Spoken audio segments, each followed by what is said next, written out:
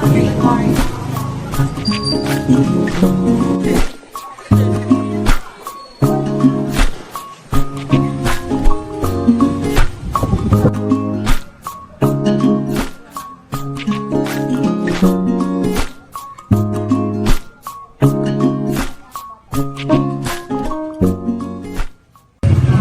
everyone! It's me again, Alicia Hart M. Del Mundo from Grade 6 SSS Magazine. And today, we are going to interview one of the most famous entrepreneurships here in Bacal.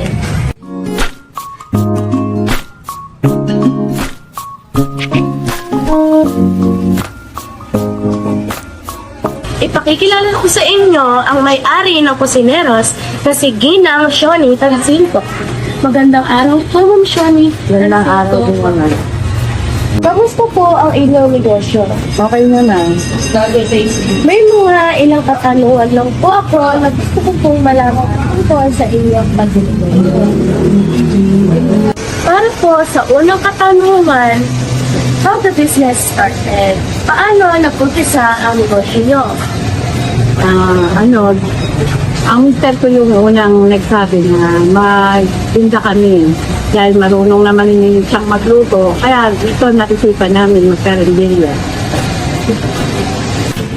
Para po sa pangalawang katanungan, what gave you the idea to sell your product or services? Ano yung naisip mo produkto na inyong ibebenta?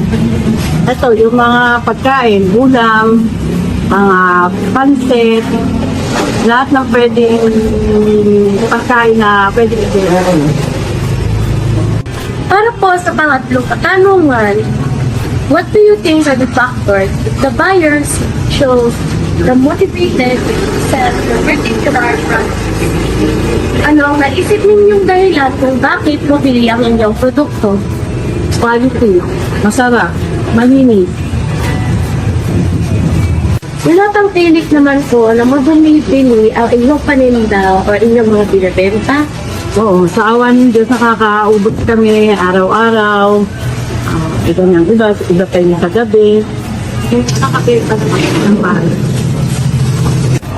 Para po sa panghuling katanungan, saan ninyo nabibili ang mga produkto na inyong naibebenta at bakit nyo ito nabibenta?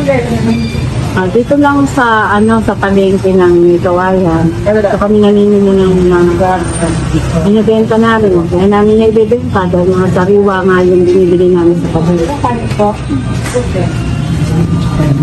Salamat po, Ginang Shoni Tansinko, sa panahon na inilaan nyo para sa maikling interview para sa inyong pag-negosyo. Maraming salamat po. Uli, ako po si Alicia Hart M. Del Mundo from Grade 6 SSC SSCS.